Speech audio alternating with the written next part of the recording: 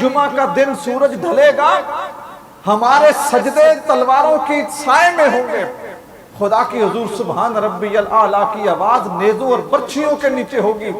اے لوگوں، ایک دوسرے کو جی بھر کے دیکھ لو، یہ آج کا دن آخری دن ہے، آج کے بعد ہم ایک دوسرے سے ملاقات نہیں کر سکیں گے۔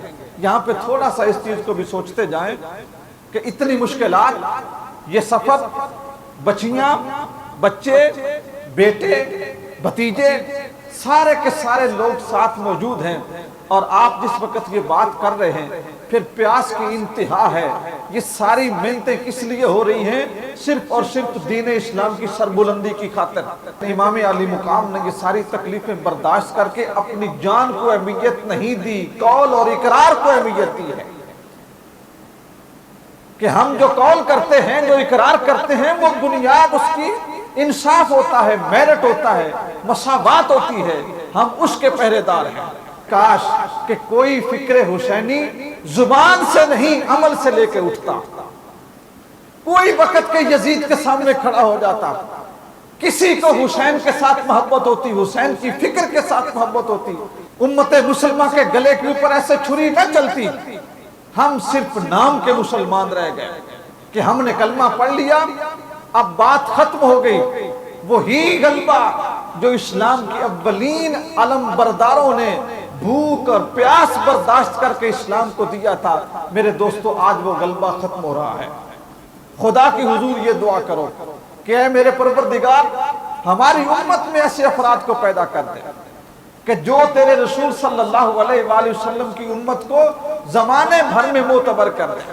ہمارے ممبر و محراب، یہ آپ باتیں سنتے رہتے ہیں، ممبر و محراب سے رسول اللہ کی آل کی نفرت پھیلائی گئی، ہمارے ممبر و محراب سے رسول اللہ صلی اللہ علیہ وآلہ وسلم کی اصحاب کی نفرت پھیلائی گئی۔ آج کل تو نعوذ باللہ من ذالک سرور دو جہاں صلی اللہ علیہ وسلم کے خلیفہ بلا فصل حضرت ابو بکر صدیق کے اوپر لعن طعن، نعوذ باللہ من ذالک ان کے اوپر پتہ نہیں کتنے کتنے بہتان وہ لگا دیے گئے۔ کیا اس امت کو شرم نہیں آتی کہ وہ حضرت ابو بکر صدیق جن کے اوپر رسول اللہ کو بھی یقین تھا، رسول اللہ کی اہل بیت کو بھی یقین تھا، آج کے لوگ حضرت ابو بکر صدیق کے اوپر زبانیں تان دراز کرتے ہیں؟ میں چھوٹی سی بات یہاں پہ کرنا چاہوں گا۔ حضرت امام حسین رضی اللہ تعالیٰ عنہ کے وہ بیٹے جن کا نام کا حضرت علی اوسط، امام زین العابدین، یہ کربلا میں بچ گئے تھے۔ امام زین العابدین کے گھر میں بیٹا پیدا ہوا جس کا نام محمد باقر تھا۔ ادھر حضرت ابوبکر صدیق کے 3 بیٹے تھے، ایک کا نام حضرت عبد الرحمن تھا۔ عبد الرحمن کے گھر میں اللہ نے بیٹی دی جس کا نام حضرت اسما تھا۔ ان سے ایک بیٹی پیدا ہوئی جس کا نام حضرت ام فروا تھا۔ حضرت ام فروا حضرت ابو بکر صدیق کی پوتی تھی۔ حضرت ام فروا کا نکاح حضرت امام محمد باقر کے ساتھ ہوا تھا جو حضرت امام حسین رضی اللہ تعالیٰ عنہ کے پوتے تھے۔ اس سنگم سے حضرت امام جعفر صادق پیدا ہوئے۔ حضرت امام جعفر صادق کے گھر میں حضرت امام موسیٰ کاظم پیدا ہوئے۔